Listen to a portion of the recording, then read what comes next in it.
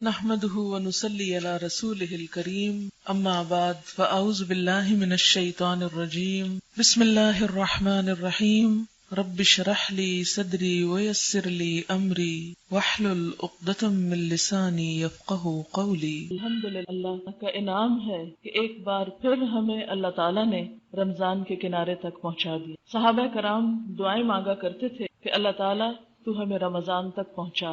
جس شخص کو جتنی بھی اس مہینے کی قدر ہے، جو جتنا زیادہ اس کی اہمیت سے واقف ہے، اس کی برکتوں سے واقف ہے، اس کی فضیلت سے واقف ہے، وہ اتنا ہی زیادہ شوق اور بے قراری کے ساتھ اس کا انتظار کرتا ہے۔ اور جو شخص اس کی اہمیت سے واقف نہیں، وہ شاید اس کے آنے کو اپنے لیے ایک بوجھ سمجھتا ہو، یا اپنے لیے ایک پریشانی کی بات کہ ہائے کیا ہوگا، رمضان آئے گا، جلدی اٹھنا پڑے گا، نیند قربان کرنی پڑے گی، کھانا پینا چھوڑنا پڑے گا، لمبی نمازیں پڑھنی پڑیں گی۔ یہ سب باتیں وہی سوچ سکتا ہے، وہی کر سکتا ہے جو یہ نہ جانتا ہو کہ ان میں سے ایک ایک عمل کی قدر و قیمت کیا ہے، اور ان میں سے ایک ایک عمل اللہ رب العزت کے نزدیک کس قدر پیارا ہے۔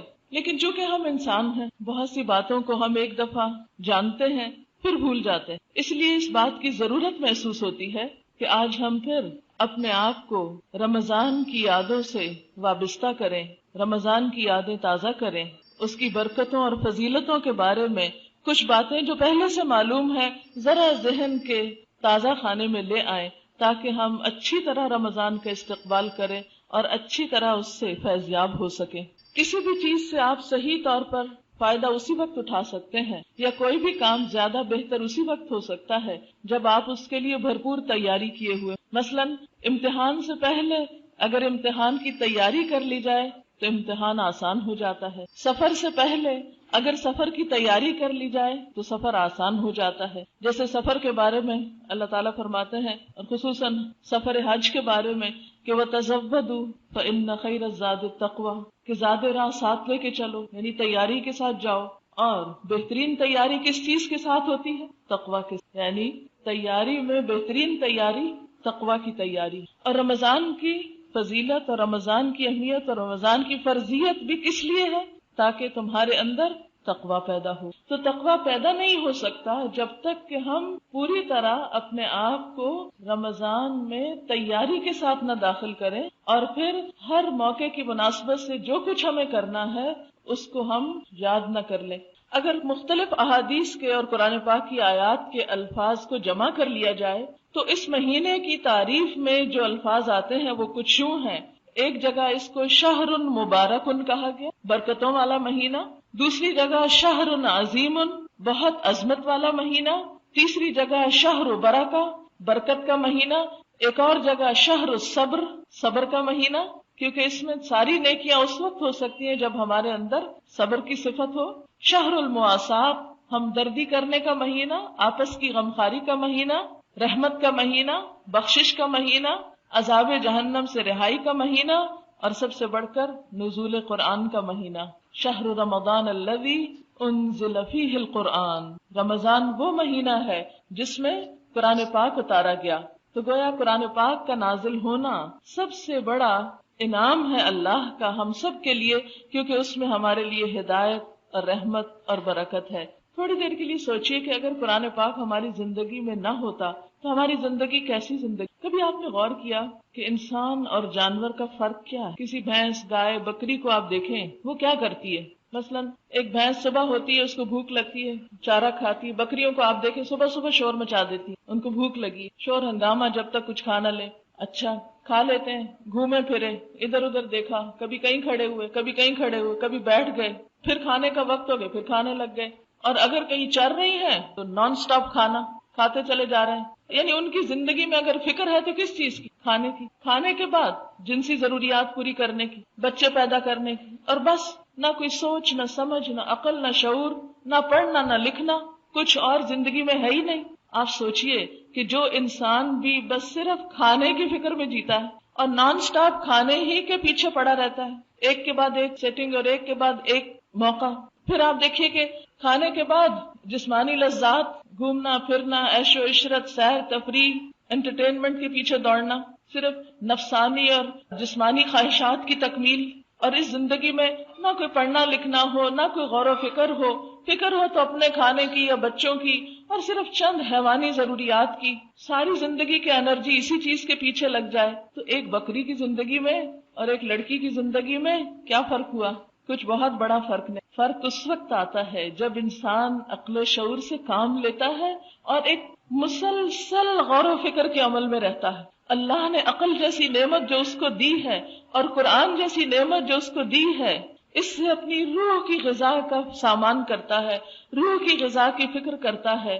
وہ رہتا زمین پر ہے مگر اس کا دل عرش پر ہوتا ہے، ہر وقت وہ اپنے رب کے بارے میں سوچتا رہتا ہے، وہ سب سے بڑھ کر اس سے محبت کرتا ہے، وہ سب کچھ اس کو دکھانے کے لیے کرتا ہے، وہ ہر قدم اس کی خوشی میں اٹھاتا ہے، اس کی سوچوں میں، اس کی فکروں میں وہ غالب رہتا ہے۔ اس کے دل میں ہمدردی ہے تو صرف اپنی نہیں، انسانیت کی ہمدردی۔ اس کے دل میں غم ہے تو صرف چند محدود چیزوں کا نہیں، وہ ہر انسان کے غم میں تڑپتا ہے۔ جو اس دنیا میں دکھی ہے یا اگلی دنیا میں دکھی ہو سکتا ہے۔ تو جس شخص نے عقل استعمال نہیں کی، قرآن کی نظر میں اولئک کالانعام بل ہم اضل، ایسے لوگ جانوروں کی طرح ہیں بلکہ ان سے بھی زیادہ بھٹکے ہوئے، ان سے بھی زیادہ راستہ گم کیے ہوئے، گمراہ، جنہیں پتہ ہی نہیں کہ انہیں کرنا کیا چاہیے۔ تو اس لیے بے حد ضروری ہے کہ ہم اپنے آپ کو اس علم کے ساتھ وابستہ کریں اور خصوصی طور پر رمضان میں اپنی روح کی پرورش کریں، اس کی خوشی کا انتظام کریں، اور روح کی خوشی، روح کی غذا اللہ کے اس کلام ہی کے اندر ہے جو خصوصاً اس مہینے میں اترا۔ اور پھر کس رات میں اترا؟ انا انزلناہ فی لیلۃ القدر وما ادراک ما لیلۃ القدر لیلۃ القدر خیر من الف شہر۔ الف شہر ہم نے اس قرآن کو لیلۃ القدر میں اتارا، یعنی اتنا اہتمام اس کتاب کے ساتھ۔ اور تم کیا جانو کہ لیلۃ القدر ہے کیا؟ لیلۃ القدر خیر من الف شہر، لیلۃ القدر، شب قدر 1000 مہینوں سے بہتر ہے۔ وہ کیوں 1000 مہینوں سے بہتر ہے؟ اس لیے کہ اس میں قرآن اترا ہے۔ تو جس رات کو صرف اس وجہ سے 1000 مہینوں سے بہتر قرار دے دیا جائے کہ اس میں قرآن اترا ہے، تو پھر خود اس قرآن کی اہمیت اور فضیلت اور برکت کیا ہوگی؟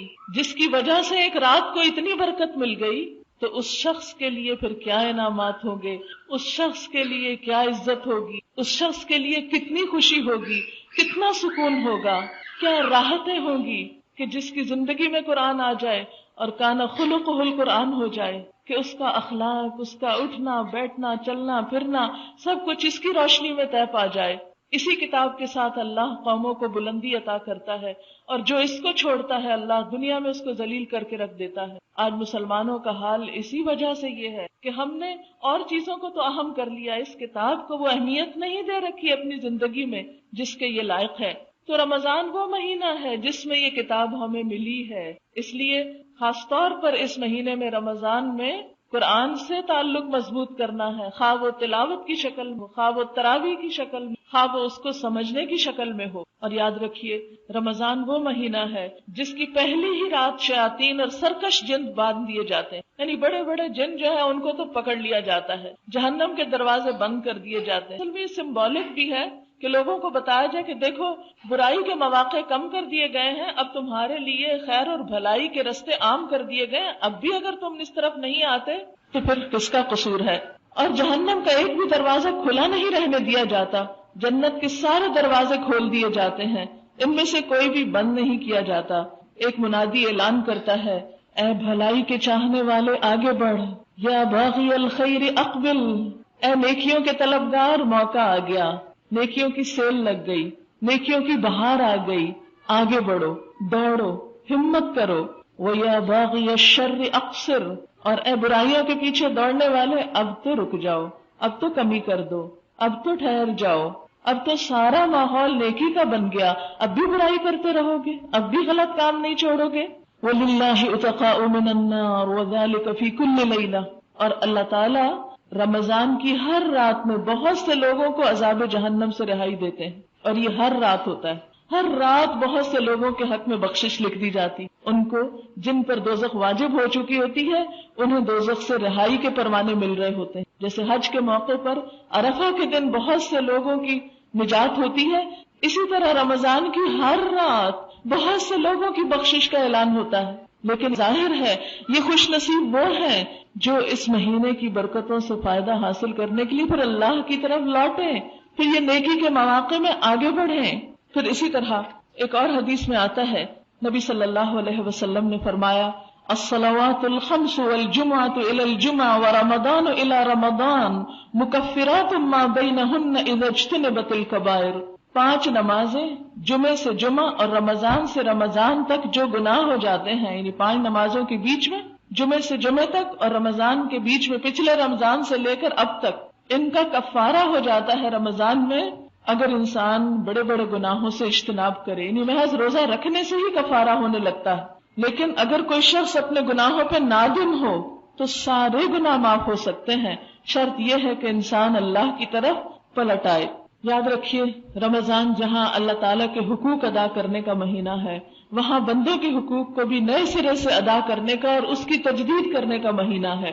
رمضان میں پہلی چیز تو آپ جو کریں گے وہ تو روزہ ہے، اور روزہ ہر بالغ انسان پر، صحت مند انسان پر فرض. ان مریضوں کو رخصت ہوتی ہے جن کا مرض روزہ رکھ کے بڑھتا ہو. کچھ مرض تو ایسے ہوتے ہیں جو روزہ رکھ کے گھٹتے ہیں، یعنی رمضان میں ہر مریض کے لیے رخصت نہیں ہے، صرف ان مریضوں کے لیے ہے جن کو روزہ رکھ کے مرض کے بڑھنے یا ہلاکت کی طرف جانے کا اندیشہ ہو، اور کوئی واقعی ایماندار ڈاکٹر یہ ریکمینڈ کرے اور وہ خود بھی تجربہ کر کے دیکھے کہ وہ روزہ رکھنے کے قابل نہیں ہے. کیونکہ حدیث میں آتا ہے کہ جس نے بغیر کسی عذر کے رمضان کا ایک روزہ چھوڑ دیا، یعنی بغیر کسی وجہ کے، بغیر کسی خاص بیماری کے یا کسی اور ایسی ضرورت کے، تو وہ چاہے ساری عمر روزے رکھے، اس ایک روزے کے اجر کو نہیں پہنچ سکتا. اس لیے اس معاملے میں کوتاہی نہیں کرنی چاہیے، اس معاملے میں بہت توجہ رکھنی چاہیے، اور روزے کی طرف خصوصی طور پر اس کا پورا اہتمام کرنا چاہیے. وقت پر سحری، وقت پر افطاری، کیونکہ اگر وقت سے بعد آپ سحری کرتے رہیں، کیونکہ کچھ لوگوں کو دیکھا گیا وہ کہتے ہیں جی اذان تک کھا سکتے ہیں، اور ہمارے یہاں تو اذانیں آدھے گھنٹے کے وقفے سے ہوتی ہے. اس لیے اذان کا اعتبار نہیں کریں، جو کیلنڈر آپ کو ملے اس کو دیکھ کر روزے کا جب ٹائم بند ہو تو سحری ختم کر دیں. کیونکہ بلا وجہ بعد تک کھاتے رہنا، ایسا نہ ہو کہ آپ اپنی طرف سے تو سارا دن بھوک پیاس کاٹیں اور روزہ ہی نہ ہو. اسی طرح وقت سے پہلے افطار کرنا، خواہ 2 منٹ ہی کیوں نہ ہو، وہ بھی روزے کو فاسد کر دیتا ہے. تو اس لیے سحر اور افطار کے ٹائمنگز، اور پھر خصوصاً گھڑیوں کو درست کر لیں، 1-4 پہ فون کر کے بالکل ایکوریٹ ٹائم کریں.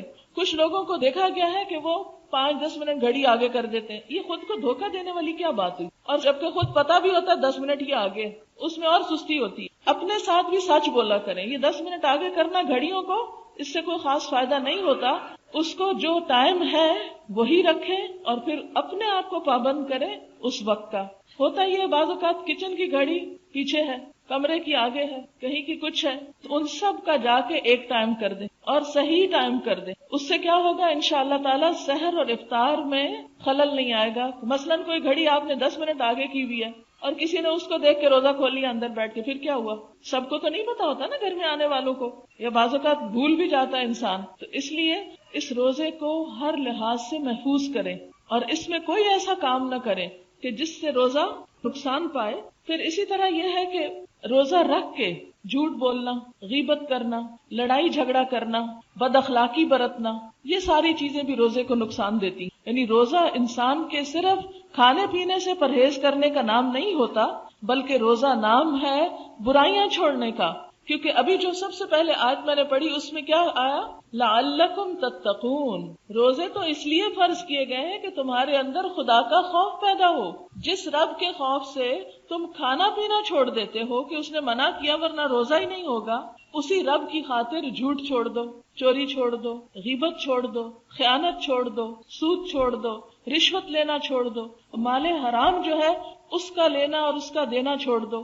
کیونکہ اگر ہم روزہ رکھ کے بھی حرام نہیں چھوڑتے، سود کا لین دین نہیں چھوڑتے، رشوت کا لین دین نہیں چھوڑتے، ہم کس قسم کا روزہ رکھے ہوئے ہیں؟ تو یہ روزہ ہمیں دراصل بہت ساری برائیوں سے، جن میں ہم عام طور پر مبتلا ہوتے ہیں اور احساس بھی نہیں کرتے، ان سے چھڑانے کی ایک پریکٹس اور ایک طاقت دینے کا نام ہے. کیونکہ انسان جب اپنے نفس پہ قابو پا لیتا ہے، کیونکہ روزے میں کھانے کی خواہش پر کنٹرول کیا جاتا ہے، تو یہ حرام کا لین دین کیوں ہوتا ہے؟ کیونکہ وہ بھی ایک کھانے کی خواہش ہے نا. چوری کیا ہے؟ کسی کا مال ہڑپ کرنا کھانا. خیانت کیا ہے؟ کسی کے حق کو دبا جانا. تو یہ سب کچھ کنٹرول ہوتا ہے اس انسان سے جو اپنی بھوک کنٹرول کر سکتا ہے، اپنی جنسی خواہشات کو کنٹرول کر سکتا ہے، اور تنہائی میں بھی کوئی ایسی حرکت نہیں کرتا جہاں کوئی نہ دیکھ رہا ہو. ایک قطرہ پانی اپنے حلق کے نیچے نہیں جانے دیتا. وضو کرتے تو کتنے کانشیس ہوتے ہیں، بار بار تھوکتے ہی رہتے ہیں کہ کہیں کوئی بھول کے اندر چیز نہ چلی جائے. کتنی احتیاط برتتے ہیں، حالانکہ پانی تو ہے لیکن اس کو بھی گوارا نہیں کرتے کہ اندر اترے حلق سوکھ کے کانٹا ہو رہا ہو. پھر یہ ہے کہ روزہ رکھ کر نماز کی پابندی بہت ضروری ہوتی ہے. بہت سے لوگ روزہ تو رکھ لیتے ہیں، نماز کی پابندی نہیں کرتے. اچھا، کچھ لوگ نماز تو پڑھتے ہیں، وقت پہ نہیں پڑھتے، روزہ رکھ کے بھی نماز لیٹ کرتے ہیں. مثلاً بعض لوگ سحری نہیں کریں گے. کیا کریں گے؟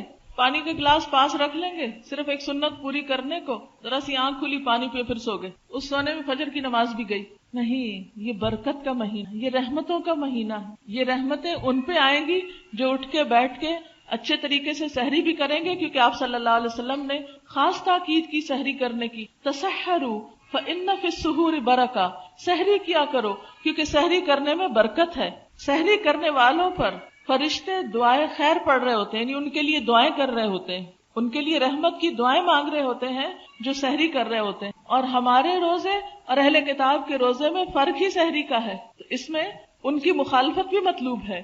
یعنی یہ زیادہ نیکی کا کام نہیں کہ انسان بغیر سحری کے روزہ رکھ لے. نیکی کس میں ہے کہ پراپر طریقے سے سحری کرے جس سے انسان کو طاقت حاصل ہو اور دن بھر عبادات اچھی طرح بجا لائے. پھر اس میں آپ دیکھیے عام نوافل کا بھی اہتمام اور خصوصی طور پر صلاۃ التراویح، کیونکہ تراویح کی نماز جو ہے وہ اس رمضان کی خاص نماز ہے. آپ صلی اللہ علیہ وسلم نے فرمایا من قام رمضان، جس نے رمضان کی راتوں میں قیام کیا، ایمانا و احتسابا، ایمان اور احتساب کے ساتھ، یعنی ثواب کی نیت سے، تو اس کے پچھلے سارے گناہ معاف کر دیے جائیں گے. یعنی رمضان کے بعد پھر انسان گناہوں کے بوجھ سے بالکل پاک ہو جاتا ہے اور صاف ہو جاتا ہے، جیسے انسان نہا کر بالکل میل کچیل سے پاک ہو جاتا ہے. تو یہ روح کے نہانے کا موسم، روح کی صفائی کا.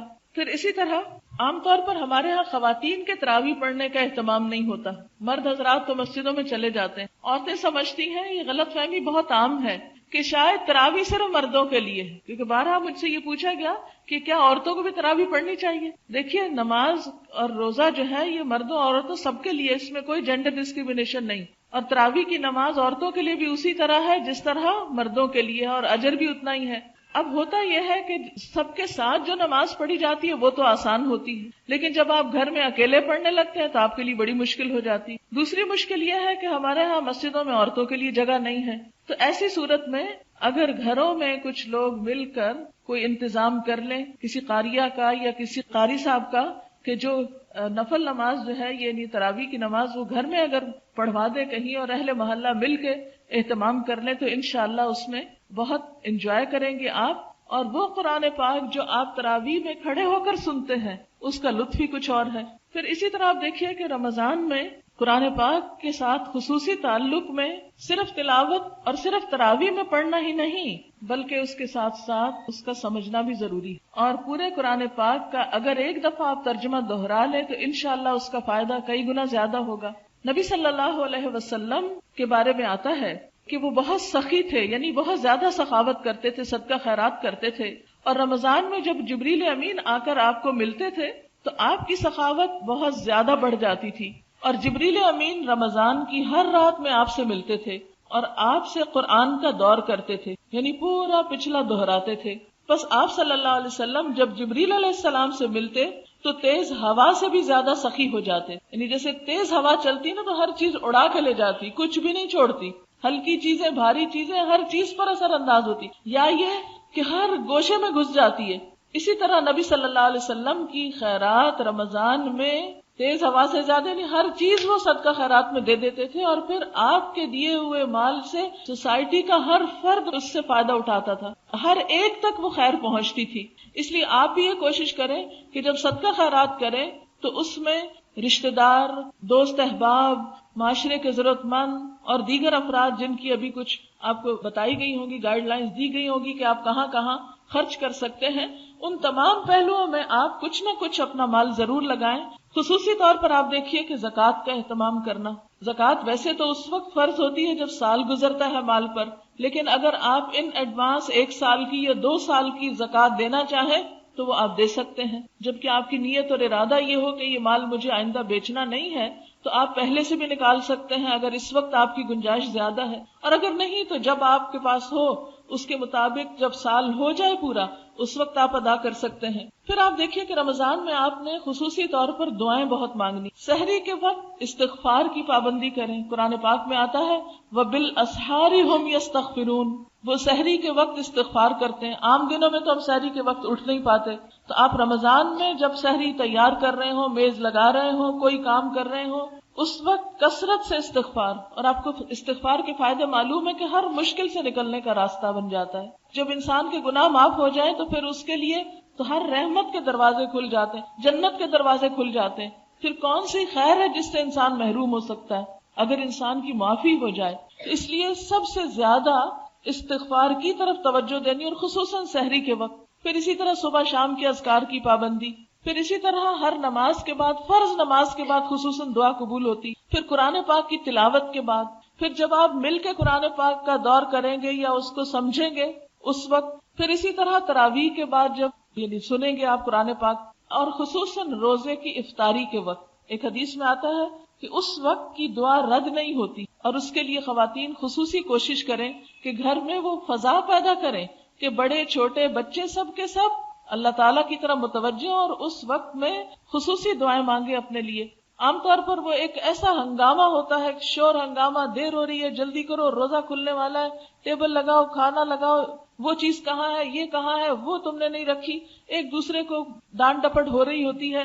اس سارے کلچر کو بدل دیں. گھر سے تھوڑا سا کام پہلے شروع کر لیں تاکہ افطار کے وقت سے پہلے جب سب کچھ لگ جائے، اور کوشش کریں کہ افطار پانی اور کھجور سے کرنے کے فوراً بعد نماز ادا کر لیں یکسو سے. ورنہ کئی لوگ افطاری رکھنے میں اتنا تھک جاتے ہیں، پھر اس کو کھانے میں اتنا وقت لگاتے ہیں کہ مغرب کی نماز تو اول وقت نصیب ہی نہیں ہوتی سارا رمضان. یہ رمضان جو ہمارے لیے رحمتوں اور عبادتوں کا مہینہ، نیکیوں کا موسم بہار بن کے آیا، وہ ہم نے کھانے کا موسم بہار بنا لیا، اور مغرب تو لازماً لیٹ کرتے ہیں. آپ دیکھیے 1 کھجور 2 یا 3 جو بھی آپ سمجھتے ہیں کہ جتنی آپ کی طلب ہے وہ لے کے پانی پیئے 1 گلاس 2 گلاس، اور اس کے بعد آپ آرام سے نماز پڑھ لیں، پھر آئیں بیٹھے اور کھانا کھا لیں. بیکار کی چیزیں ادھر ادھر کی کھانا اس وقت انسان کا پورا سسٹم جو ہے اس کو اپسٹ کرتا ہے، اور اس سے پھر یہ کہ نمازوں میں سستی ہوتی، وضو قائم رکھنا بعض اوقات مشکل ہو جاتا. جتنی سادہ غذا کھائیں گے، جتنی آپ اپنی احتیاط برتیں گے، صاف ستھری ایسی چیز کھائیں گے کہ جس سے آپ کی عبادت میں خلل نہ آئے، کیونکہ وہ بھی آپ اپنا خیال خود رکھیں گے.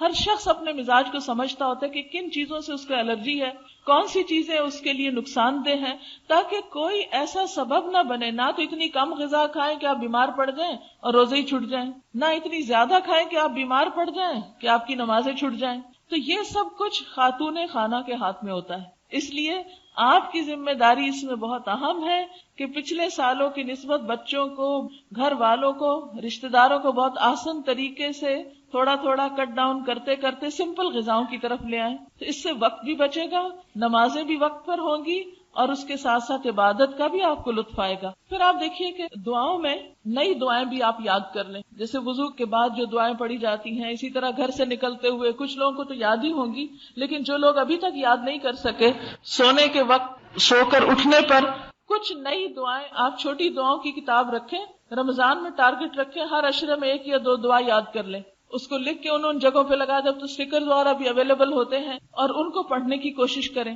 یعنی اس رمضان میں آپ نیکی کے کچھ کام ضرور ایسے اپنی زندگی کی عادت میں شامل کر لیں جو ابھی تک آپ نے نہیں کیے. وہ ہر ایک اپنے اس کے مطابق فیصلہ کر سکتا ہے. حضرت سلمان رضی اللہ تعالیٰ عنہ سے روایت ہے، نبی صلی اللہ علیہ وسلم نے فرمایا، تمہارا رب بڑا حیا والا اور سخی ہے. جب بندہ اس کے حضور ہاتھ اٹھاتا ہے تو اسے یہ ہاتھ خالی لوٹاتے ہوئے شرم آتی. یعنی دیر اس میں ہے کہ ہم مانگنے میں جو دیر کرتے ہیں، اللہ تعالیٰ دینے میں دیر نہیں کرتا. ہاں کچھ چیزیں آپ کو ابھی دے دیتا ہے، کچھ آپ کے لیے سنبھال کے رکھ دیتا ہے کہ جب میرے پاس آئیں گے تو پھر ان کو دوں گا. زیادہ خوش ہوں گے اس وقت، کیونکہ اس وقت ضرورت زیادہ ہوگی. اور پھر اسی طرح جب اللہ آپ کو دیتا ہے تو آپ بندوں کو دینے والے خوب خوب صدقہ خیرات کریں رمضان میں. اس میں ایک تو میں خواتین کو مشورہ دوں گی کہ اپنے کچن کی کیبنٹ سے لے کر اپنے وارڈروب، اپنے سٹورز، اپنے سارے گھر کی ایک صفائی کر لیں رمضان سے پہلے ہی، ان 2 دنوں سب چیزوں میں سے صدقہ کریں کچھ نہ، جو اپنے لیے بھی لا کے رکھی ہوئی ہے اس میں سے بھی ایک آدھ اٹھا لیں، اس میں سے بھی نکال کے کچھ کھانے کی چیزوں میں سے، کچھ اپنے جیسے صابن سرف وغیرہ لا کے رکھا کچھ اس میں سے، کچھ اسی طرح فالتو کپڑے پڑے ہوئے اس میں سے، کچھ سٹور میں آپ دیکھیں کچھ نہ کچھ، ہر اپنے جو چیزیں آپ خود استعمال کرتے ہیں ان میں سے ہر چیز میں سے کچھ نہ کچھ آپ نکالیں. ایک تو گھر بڑا اچھا صاف ہو جائے گا، دوسرے یہ ہے کہ پھر جو آپ اپنے لیے پسند کرتے ہیں وہ آپ نے دوسروں کے لیے بھی کیا. تیسرے یہ ہے کہ آپ خصوصی طور پر پھر افطار کے لیے کچھ کریں، کیونکہ اگر انسان کسی کو افطاری کراتا ہے تو اس کو روزہ دار کے روزے کے برابر اجر ملتا ہے. یعنی آپ نے کسی کو ایک کھجور سے روزہ افطار کرا دیا، اس کا اجر کتنا پائے؟ جتنا اس شخص نے روزہ رکھ کے اجر کمایا اتنا آپ کو بھی اس کا مل گیا. کتنا عام موقع ہے نیکی کمانے کا، اس لیے حریص ہو اس بات میں. حتیٰ کہ گھر میں تو بچوں کو کہتی ہوں کہ جب کھجور کھانے لگو تو پہلے اپنے منہ میں ڈالنے کی بجائے دوسرے کو آفر کر دو، اپنے ہاتھ سے دوسرے کو، ایک بہن دوسرے کو دے، دوسرے بھائی کو دے، بھائی باپ کو دے، ہر ایک دوسرے کو پیش کرے. ایک تو وہ قربانی کا جذبہ آتا ہے، دوسرا یہ ہے کہ اس کو پھر اس وقت ہاتھ سے دینے کا بھی ثواب مل جاتا ہے اور دینے کی عادت پڑ جاتی. یعنی چھوٹے چھوٹے موقع میں نیکی کمانے کے گر تلاش کریں. پھر اسی طرح جیسے ابھی آپ نے سنا کہ نبی صلی اللہ علیہ وسلم خوب سخاوت کیا کرتے تھے اور تیز آندھی سے زیادہ تیز ہوتے تھے سخاوت کے معاملے میں رمضان میں. آپ دیکھیے کہ نبی صلی اللہ علیہ وسلم نے عورتوں کو خصوصاً صدقے کی تلقین کی. ہمارے ہاں یہ تصور ہے کہ ہم تو کماتی نہیں ہیں، ہمارا تو کچھ ہے ہی نہیں، ہم کیا صدقہ کریں، اور اس طرح خواتین اپنے آپ کو صاف بچا جاتی ہیں صدقہ خیرات سے. دیکھیے ہم اپنی ضروریات کے لیے، اپنا زیور کپڑا بنانے کے لیے سب کچھ حاصل کر لیتے ہیں. اگر یہ ممکن نہ ہوتا تو خواتین کے پاس اتنے اچھے اچھے کپڑے کہاں سے آتے، اتنے خوبصورت نئے نئے ڈیزائن کے زیور کہاں سے آتے. آخر کوشش ہوئی اس کے لیے، اللہ نے آپ کو دیا، اب جو آپ کو دیا ہے کچھ اس میں سے کر لیں اور کچھ شوہر کو منائیں اور خصوصی طور پر کچھ صدقہ کریں. تو جو شوہر دیں گے اس میں ان کا حصہ، لیکن تنگ نہ کریں، ان کو پریشان نہ کریں. اس کے لیے اچھے اچھے مشورے ضرور دیں کہ چلیں یہ اس کو دے دیتے ہیں، یہ وہاں بھجوا دیتے ہیں، یہ اس کے لیے کر لیتے ہیں. سب کی لسٹ بنا لیں کہ کہاں کہاں دینا ہے، کس کس کو دینا ہے. تو انشاءاللہ تعالی تھوڑی تھوڑی خیر ہر ایک تک پہنچے گی، ہر کونے اور ہر گوشے تک. کچھ علم کے راستے میں خرچ کریں، کچھ غریبوں کو کھلانے کے لیے خرچ کریں، کچھ دوستوں رشتہ داروں کو تحفے میں دیں. یعنی آپ خود اپنا ایک پلان بنا سکتے ہیں. اس کی ایک لسٹ اس سال بنا لیجئے، ہر سال رمضان میں وہی اٹھائی اور ہر ایک تک کچھ نہ کچھ حسب توفیق تھوڑا یا زیادہ کر دیا. آپ دیکھیں نبی صلی اللہ علیہ وسلم نے فرمایا آگ سے بچنے کی فکر کرو، خواہ کھجور کا آدھا ٹکڑا ہی. اس کے انتظار میں نہ رہو کہ لو ہمارے تو اپنے کھانے کو کچھ نہیں، ہم کس کو کھلائیں، ہماری تو اپنی اتنی کم تنخواہ. دیکھیں اپنے ہی کھانے میں سے تھوڑا تھوڑا، جیسے وہ کسی بزرگ نے مشورہ دیا تھا نا کہ اگر خاتون خانہ ہر پیڑے میں سے تھوڑا تھوڑا آٹا نکالتی جائے تو جب تک سارے گھر کی روٹی بنے گی ایک پیڑا ایکسٹرا بن جائے گا، اس کو پکا کے صدقہ کر دے. ایک مینجمنٹ ہے نا صدقے کے لیے، آپ مینج کر لیں اپنے ریسورسز کو، جو کچھ ہے اس میں سے کچھ نہ کچھ، کیونکہ بلا صدقے سے آگے نہیں جا سکتی. بلاؤں کو ٹالتا ہے، گناہوں کا کفارہ ہے، ہماری کمی کوتاہیوں کا کفارہ ہے، اور سب سے بڑی بات یہ کہ اللہ کا قرب حاصل کرنے کا ذریعہ. یہ مال کی محبت اللہ کی محبت کے راستے میں حائل ہوتی ہے نا. وَيُطْعِمُونَ الطَّعَامَ عَلَى حُبِّهِ مِسْكِينًا وَيَتِيمًا وَأَسِيرًا،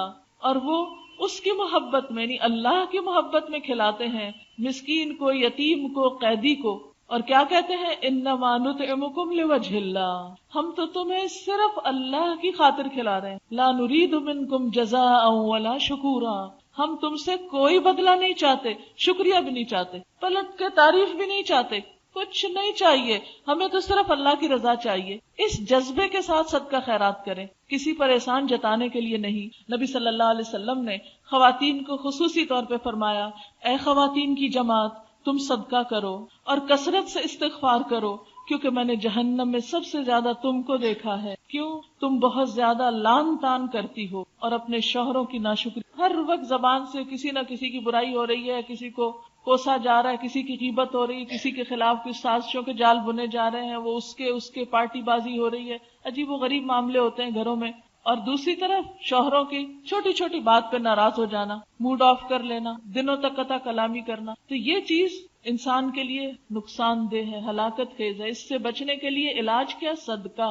جب کبھی کوئی ایسی چیز ہو جائے فوراً نکالے اپنی پسندیدہ چیز، خود ہی نفس کی اصلاح ہو جائے گی. نبی صلی اللہ علیہ وسلم نے ایک اور روایت میں فرمایا، اے خواتین کی جماعت، تم صدقہ کرو، چاہے اپنے ہی زیورات سے کرو. یہ میں نہیں کہہ رہی آپ کو، یہ نبی صلی اللہ علیہ وسلم فرما رہے ہیں. وَلَوْ مِنْ حُلِيِّكُنَّ، صدقہ کرو خواہ اپنے ہی زیورات میں سے، اس لیے کہ قیامت کے دن جہنم میں تمہاری تعداد زیادہ ہوگی. اب آپ کئی عورتیں یہ حدیث سن کے بڑی ناراض ہوتی، میں کہتی ہوں چلو کوئی بات نہیں، ناراض ہونے دو، یہی ہو رہی ہے نا، شاید کسی وقت اصلاح بھی کر لیں. اگر نہیں بتایا تو پھر کیا ہوگا؟ پھر تو پتہ بھی نہیں چلے گا کہ ہماری شامت زیادہ آ سکتی، کیونکہ ہمارے پاس نسبتاً وقت زیادہ ہوتا ہے نا. پھر اسی طرح جن لوگوں کو توفیق ہو، جن کے لیے ممکن ہو، وہ رمضان میں عمرہ بھی کر لیں، کیونکہ نبی صلی اللہ علیہ وسلم نے فرمایا، بخاری اور مسلم کی روایت ہے، رمضان میں عمرہ کرنا میرے ساتھ حج کرنے کی مانند. صرف حج نہیں، نبی صلی اللہ علیہ وسلم کے ساتھ حج کرنے کی طرح ہے. ایک اور حدیث میں آتا ہے، رمضان کا عمرہ حج کے برابر ہے. پھر اسی طرح آخری عشرے کا اہتمام. حضرت عائشہ فرماتی ہیں، جب رمضان کا آخری عشرہ ہوتا تو آپ صلی اللہ علیہ وسلم رات کا بیشتر حصہ جاگ کے گزارتے. آخری عشرے میں رات کی عبادت خصوصی طور پر، اور اپنے گھر والوں کو بھی جگاتے اور عبادت میں خوب محنت کرتے، کمر کس لیتے. اس سے کیا پتہ چلتا ہے کہ آپ صرف خود نہیں جاگتے تھے، گھر والوں کو بھی جگاتے تھے. تو آپ اپنے بچوں کو، شوہروں کو، دوستوں کو آخری عشرہ شروع ہونے سے پہلے تھوڑا تھوڑا تیار کریں. اب تو آخری عشرہ آنے والا ہے، اب تو راتوں کو بھی جاگنا ہوگا، تاکہ وہ سن سن کے ہلکا ہلکا ان کا دماغ تیار ہوتا رہے، ان کی سوچ بنتی رہے. کیونکہ آپ کی ہیں، سارے گھر میں نیکی کو پھیلانے کا ذریعہ ہیں. ایک عورت پورے گھر کو چلاتی ہے، صرف مادی طور پہ نہیں، روحانی طور پہ بھی ساتھ لے کے چلتی. تو اس کی یہ چھوٹی چھوٹی باتیں عمل سے دکھانا، کر کے بتانا، بول کے بتانا، یہ سب کچھ ممکن ہے. دوسروں سے نہیں توقع رکھیں، خود رول ماڈل بنے، انشاءاللہ دوسروں پر بھی اثر ہوگا اور سب کی نیکی آپ کے کھاتے میں ہوگی انشاءاللہ. ایک اور روایت میں آتا ہے، نبی صلی اللہ علیہ وسلم آخری عشرے میں جتنی محنت کرتے تھے، یعنی عبادت میں، دوسرے دنوں میں اتنی محنت نہیں کرتے، یعنی خصوصی محنت. پھر آخری عشرے میں اعتکاف بھی ہوتا ہے. جن خواتین کو اللہ توفیق دے، جن کے اوپر کوئی بچوں کی اتنی ذمہ داریاں نہ ہو، یا کسی بیمار کی ذمہ داری نہ ہو، یا اور کوئی کمانے کی ذمہ داری نہ ہو، جو آسانی کے ساتھ کر سکیں، وہ اعتکاف کا بھی اہتمام کریں. کیونکہ نبی صلی اللہ علیہ وسلم اتنی پابندی سے اعتکاف کرتے کہ ایک دفعہ آپ اعتکاف نہ بیٹھ سکے تو دوسرے سال آپ نے 20 دنوں کا اعتکاف کیا. تو اعتکاف جو ہے اگر ممکن ہو تو آخری 10 دن خصوصی طور پر عبادت کے لیے خاص. سب تو ظاہر نہیں کر سکتے، لیکن جن کو اللہ توفیق دے، جن کے لیے ممکن ہو. پھر لیلۃ القدر کی تلاش جو طاق راتوں میں ہے.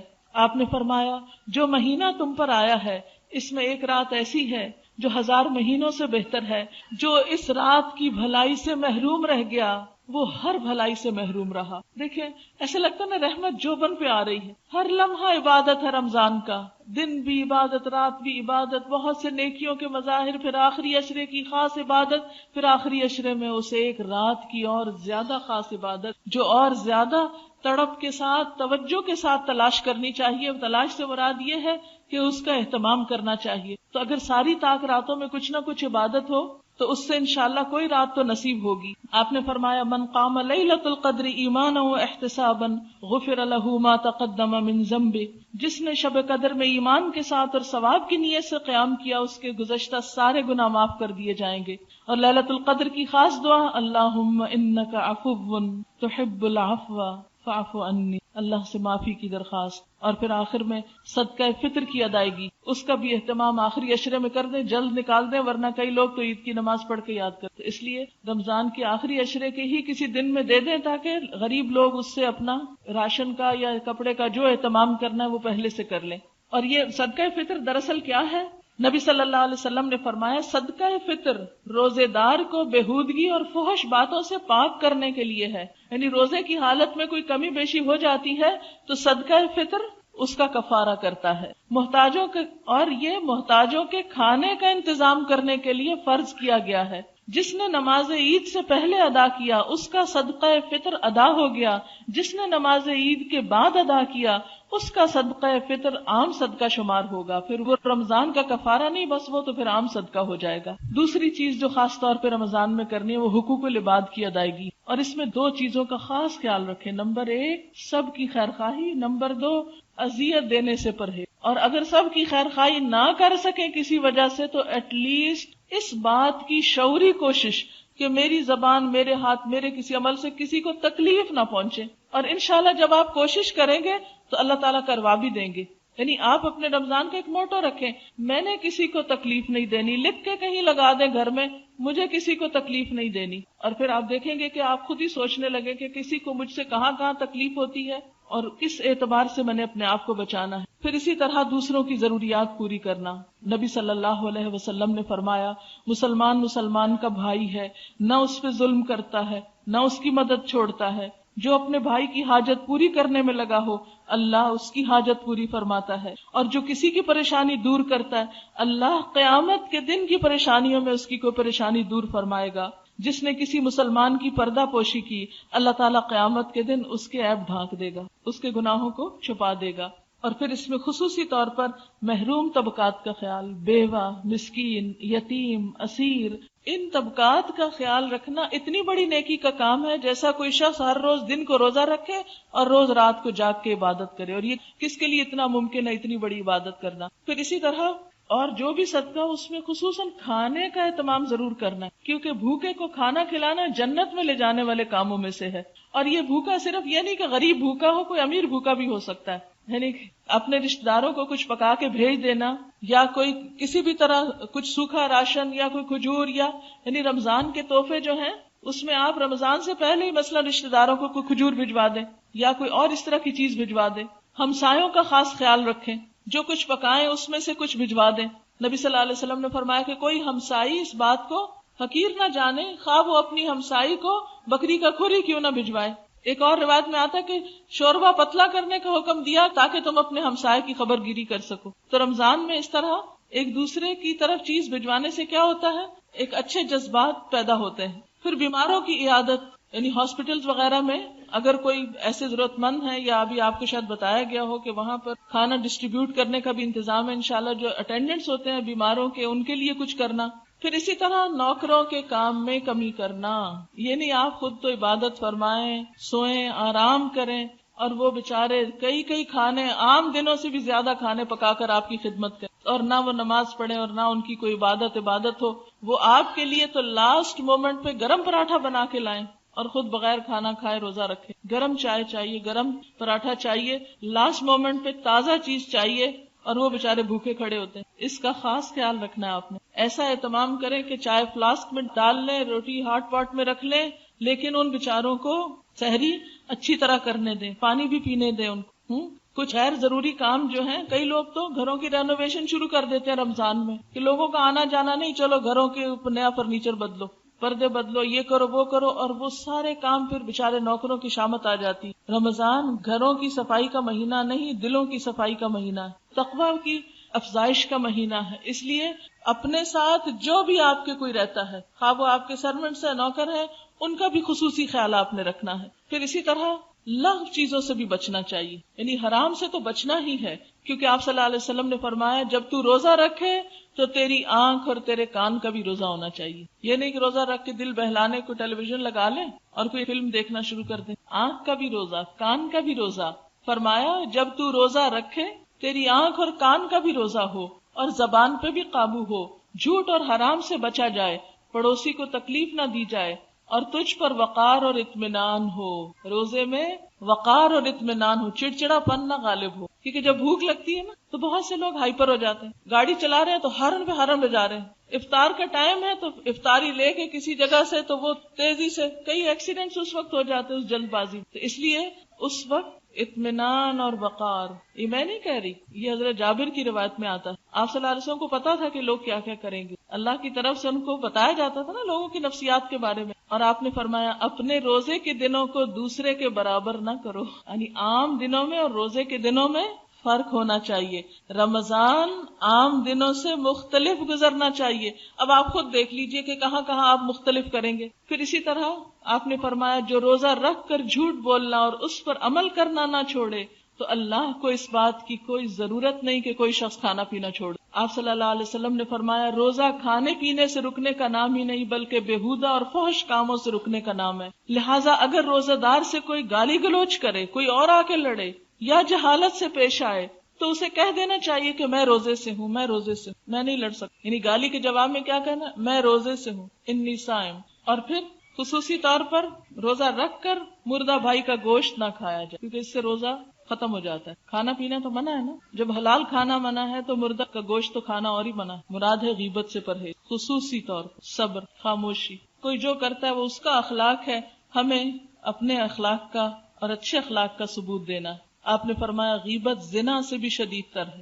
اتنا بڑا جرم جو بے دریغ ہو رہا ہوتا ہے. ایک حدیث میں آتا ہے قیامت کے دن آدمی کے پاس اس کا کھلا ہوا نامہ اعمال لایا جائے گا. وہ اسے پڑھے گا اور کہے گا میرے رب میں نے دنیا میں فلاں فلاں نیک کام کیے تھے، وہ اس میں نہیں. اللہ تعالیٰ جواب دے گا کہ لوگوں کی غیبت کرنے کی وجہ سے وہ نیکیاں تمہارے نامہ اعمال سے مٹا دی گئیں. مثلاً آپ نے کوئی بہت بڑا صدقہ خیرات کیا اور آپ کو بڑی امید ہے قیامت کے دن جائیں گے اور اس کا بڑا ثواب ہم کو ملے گا. جب آپ کا اعمال نامہ سامنے آئے گا تو آپ کہیں گے وہ کہاں گیا؟ وہ پتہ چلے گا وہ سب صاف ہوگا کیونکہ وہ فلاں فلاں کی غیبت کی تھی. اس لیے اس سے خصوصی طور پر پرہیز کرنا ہے. اور آخری چیز ہے روزانہ اپنا جائزہ لینا، اپنے آپ کو خود ایویلویٹ کرنا ہے، روز کا روز جائزہ. آپ صلی اللہ علیہ وسلم نے فرمایا کم من صائم لیس له من صیامہ الا الظمأ وکم من قائم لیس له من قیامہ الا السحر. کتنے ہی روزہ دار ہیں جن کو سوائے پیاس کے روزہ رکھنے سے کچھ نہیں ملتا. کتنے ہی شب بیدار ہیں جنہیں بے خوابی کے سوا شب بیداری سے کچھ نہیں ملتا. وہ رات کو جاگتے بھی ہیں تو کچھ نہیں کماتے. اس لیے خصوصاً اپنا جائزہ کہ کہیں روزہ رکھ کے ایسے کام تو نہیں ہو رہے جس سے سب صفائی ہو رہی ہو. نبی صلی اللہ علیہ وسلم کے بارے میں آتا ہے آپ نے صحابہ سے فرمایا ممبر لاؤ. صحابہ ممبر لائے. آپ نے پہلی سیڑھی پہ قدم رکھا تو فرمایا آمین، دوسری پہ رکھا تو فرمایا آمین، تیسری پہ چڑھے تو فرمایا آمین. جب آپ ممبر سے نیچے تشریف لائے تو ہم نے عرض کیا اللہ کے رسول صلی اللہ علیہ وسلم آج ہم نے آپ سے ایسی بات سنی ہے جو آج سے پہلے کبھی نہیں سنی. فرمایا جبریل میرے پاس آئے اور کہا اس آدمی کے لیے ہلاکت جس نے رمضان کا مہینہ پایا اور اپنے گناہوں کی معافی اور بخشش حاصل نہ کی. جس کو پورا یہ مہینہ ملا اور پھر اس نے بخشش نہ کرائی تو آپ نے اس کے جواب میں آمین کہا. آپ اپنے آپ سے پوچھئے جب رمضان کا آخری دن ہو تھوڑی دیر کو اعتکاف بیٹھ جائیے. لوگ عید کی خوشی میں اچھل کود کر رہے ہوں، آپ کیا کیجئے کہیں تنہائی میں جا کے بیٹھیے، اپنا جائزہ لیجیے کیا کیا کیا نہیں، کیا کرنا چاہیے تھا جو نہیں ہو سکتا. اور اپنے اندر سے پوچھئے کیونکہ انسان کو خود پتا ہو کیا واقعی میرا رمضان ایسا گزرا کہ میری بخشش ہو چکی. کیونکہ ٹھیک ہے ہمیں غیب کا نہیں پتا، اللہ تعالیٰ کے وہ فیصلے ہم ججمنٹ نہیں کر سکتے، لیکن ایک ججمنٹ کے اندر بھی ہوتی ہے کہ ہاں واقعی. کیونکہ نیکی کیا ہے؟ جس کام کے کرنے سے تجھے اطمینان ہو. اور برائی کیا ہے؟ الاثم ما حاک فی نفسک، جو تیرے دل میں کھٹک جائے اور تو برا جانے کہ لوگوں کو پتہ نہ چل جائے کہیں. اور دوسری سیڑھی پہ جب آپ نے قدم رکھا تو فرمایا اس شخص کے لیے ہلاکت جس نے ماں باپ دونوں یا کسی ایک کو بڑھاپے کی حالت میں پایا اور ان کی خدمت کر کے جنت حاصل نہ کی. میں نے اس کے جواب میں کہا آمین. اور اسی طرح اس شخص پر بھی ہلاکت جس نے آپ کا نام سنا اور پھر درود شریف نہ پڑھا. اور آخری بات یہ آپ صلی اللہ علیہ وسلم نے فرمایا من صام رمضان وعرف حدوده وتحفظ مما ينبغي له ان يتحفظ فيه كفر ما قبله. جس نے رمضان کا روزہ رکھا اور اس کی حدود کو پہچانا، بچنے والی چیزوں سے بچا، اس کے پچھلے سارے گناہ معاف کر دی. اللہ تعالیٰ ہم سب کو ایسا ہی رمضان نصیب فرمائے کہ واقعی جب رمضان گزرے تو ہمارے سارے گناہ معاف ہو چکے. دعا سے پہلے ایک دو بات دیکھیے، دو تین چیزیں اور بس ٹپس کے طور پر کہنا چاہوں گی. ایک تو یہ ہے کہ رات کو اگر آپ تراویح کے بعد جلد سوئیں تو انشاءاللہ دن کو بھی فریش رہیں گے اور صبح بھی آپ جلدی اٹھ سکتے. ہوتا یہ ہے کہ جب انسان سارے دن کے بعد شام کو کھانا پینا شروع کرتا ہے، پھر تراویح میں کچھ ایکسرسائز بھی ہو جاتی ہے، پھر بڑا فریش ہو جاتا ہے. اب دل چاہتا ہے کوئی گپ شپ کریں، کوئی ملے، میل ملاقات، ادھر ادھر آنا جانا، بہت مزہ آ رہا ہے. نہیں، اس وقت میں اپنے آپ کو سونے کے لیے، کیونکہ آپ دیکھیے روزہ تو ہے ہی ہے کہ جب سونے کو دل نہ چاہے تو کہو سو، اٹھنے کو دل نہ چاہے تو اٹھو، جب کھانے کو دل نہیں چاہتا سحری کو کھاؤ، جب کھانے کو دل چاہ رہا نہیں کھاؤ. ہر چیز نفس کے خلاف ہو رہی ہے، اسی سے تقویٰ حاصل ہوتا ہے انسان کو. تو اس میں یہ ہے کہ رات کو جلد سے. ایک اور چیز یہ ہے کہ طہارت اور پاکیزگی کا بہت اہتمام کریں، کیونکہ بہت سے لوگ اس معاملے میں بے فکر رہتے ہیں. اس سے پھر آپ دیکھیے اتنی لمبی نمازیں بھی پڑھیں اور آپ کا وضو ٹھیک نہ ہو، آپ کا غسل صحیح نہ ہو، آپ کی باقی طہارت کے لوازمات پورے نہ ہوں. اس لیے میں چاہوں گی کہ رمضان میں اگر کتاب الطہارہ کا ایک دفعہ پھر مطالعہ اپنے طور پر کر لیں کہ کہیں کوئی ایسی چیز تو نہیں چھٹ رہی. پھر اسی طرح یہ کہ اللہ تعالیٰ کو روزہ دار کے منہ کی جو پسند ہے وہ بہت زیادہ پسند ہے. مسک ایک خوشبو ہے، اس سے بھی زیادہ کستوری جس کو بولتے ہیں. لیکن اس کا یہ مطلب نہیں کہ ہم مسواک نہ کریں. اور کہیں کہ اللہ تعالیٰ کو یہ بہت پسند ہے اس لیے ہم ایسے ہی چھوڑے ہوئے اپنے آپ کو. روزے میں جو اسٹک کا مسواک ہوتا ہے اس کو کثرت کے ساتھ کریں. اس سے کیا ہوگا کہ آپ کی عبادت میں اور زیادہ لطف آئے گا، آپ کو نمازوں میں اور دل لگے گا. اور اسی طرح استنجے کو بہت کیئرفلی، لیکن مبالغہ نہیں کریں طہارت میں، کیونکہ نبی صلی اللہ علیہ وسلم نے قیامت کی نشانیوں میں سے بتایا تھا کہ لوگ طہارت میں مبالغہ کرنے لگیں. تو مبالغہ نہیں، لیکن نجاست سے پرہیز ضروری ہے، پیشاب کی چھینٹوں سے پرہیز ضروری ہے. وضو کرتے وقت سارے اعضاء کو خوب مل کے دھونا ضروری ہے. نہانے کی ضرورت ہو تو نہانے میں طہارت کے جو فرائض ہیں اس کو پورا کرنا ضروری، کیونکہ فرض غسل نہیں ہوتا جب تک اس کے ساتھ وضو نہ ہو، یعنی کلی اور ناک میں پانی نہ ڈالا جائے اور پورے جسم پہ پانی نہ بہایا جائے. اسی طرح مینسز کے بارے میں خواتین بعض اوقات کیئرلیس ہوتی ہیں. وہ کہتی ہیں 10 بجے تک اگر آپ پاک ہو گئے تو روزہ ہو گیا. نہیں، اگر سحر کا وقت گزر گیا اور اوپر 10 منٹ بعد بھی آپ پاک ہوئے تو روزہ نہیں ہو. روزہ ہوتا ہے سحری کا وقت ختم ہونے سے پہلے پاک ہونے پر. ہاں، یہ اور بات ہے کہ اگر جنابت کا غسل کرنا ہے تو وہ اذان کے بعد بھی آپ کر سکتے ہیں، لیکن پیریڈز میں اگر آپ کی بلیڈنگ یا آپ کی صفائی نہیں ہوئی سحری کے وقت، جبکہ سحری ختم ہو جاتی ہے اور آپ نے فجر کی نماز نہیں پڑھی، بعد میں آپ کو فیل ہو رہا ہے کہ اب شاید آپ صاف ہو گئے ہیں یا 10 بجے تک آپ صاف ہو گئے، تو وہ اس دن کا روزہ نہیں ہوگا. اسی طرح بعض لوگ اگر آدھے دن میں روزہ ختم ہو گیا تو وہ کہتے ہیں نہیں ہم تو پورا کرتے ہیں، یا کچھ کھاتے ہی نہیں. بہت سے لوگوں کو یہ دیکھا گیا کہ روزہ ختم بھی ہو جائے تو کچھ نہیں کھاتے، کہ نہیں وہ ہمیں سارے روزے کا ثواب ملے گا اگر ہم شام تو کچھ نہیں کھائیں گے. نہیں، روزہ ختم تو اب کھانے سے پرہیز کس لیے؟ اگر ضرورت ہے دوا کی کہ سر درد ہو رہا ہے، پیٹ درد ہو رہا ہے، تو آپ اس کو لے سکتے ہیں. بلا وجہ حلال کو حرام نہ کریں اور بلا وجہ ممنوع کو اپنے لیے جائز نہ کریں. اسی طرح اگر روزہ کھلنے سے صرف 5 منٹ پہلے آپ کو پیریڈ شروع ہو گئے تو روزہ گیا، اس کو دوبارہ رکھنا ہوگا. ہاں، ثواب آپ کو پورا دن روزہ رکھنے کا مل گیا، لیکن جو فرض ہے وہ نہیں ادا ہوا. فرض کی ادائیگی کے لیے آپ کو دوبارہ روزہ رکھنا ہوگا. ابھی چونکہ ٹائم ہے تھوڑا سا میں سوالوں کے جواب دے. ایسا ہے کہ کسی نے پوچھا ہے آپ کس آیت یا حدیث کو بنیاد بنا کر 1 سال زکوٰۃ پہلے ادا کرنے کی بات کریں. اگر آپ اس کا ریفرنس چاہتے ہیں تو ایک کتاب ہے صلاح الدین یوسف کی زکوٰۃ کے مسائل کے اوپر، میں نے اس میں پڑھا ہے، زبانی اس وقت ریفرنس یاد نہیں. دارالسلام کی چھپی ہوئی ہے میرے خیال میں، صلاح الدین یوسف کی کتاب ہے زکوٰۃ کے مسائل، اس میں آپ کو ریفرنس مل جائے گا انشاءاللہ. بعض عالم کہتے ہیں کہ اگر کتنا بھی غریب ہو اس کے گھر میں ٹی وی ہے تو اس پہ زکوٰۃ نہیں لگتی. ویسے کرنا تو ایسے ہی چاہیے، ٹھیک کہتے ہیں، لیکن یہ ہے کہ اب بچے اگر بھوکے مر رہے ہیں، بچوں کو نہیں ان کی سزا دی جا سکتی جو کچھ ماں باپ کر رہے ہیں. سحری اور افطاری کا مسنون غذا، مسنون تو کھجور ہی ہے اور اس کے علاوہ پانی ہے، باقی تو ہر علاقے کی اپنی غذائیں ہوتی ہیں. اگر میں آپ کو سرید بتاؤں جو آپ صلی اللہ علیہ وسلم کو پسند تھا تو ہو سکتا ہے یہاں اس کی ریسیپی بھی نہ پتا ہو. اپنا اپنا جو بھی آپ کا اسٹیپل فوڈ ہے آپ اس کو کھائیے. کلو واشربوا ولا تسرفوا. اور اسراف میں آپ کو معلوم ہے کیا آتا ہے؟ حدیث کی ڈیفینیشن ہے کہ یہ چیز بھی اسراف میں شامل ہے کہ انسان ہر وہ چیز کھانے لگے جس کو اس کا دل چاہے. کھانے میں اسراف کیا ہے؟ ہر وہ چیز کھانے کے پیچھے پڑ جانا جس کو کھانے کو دل چاہ رہا ہو.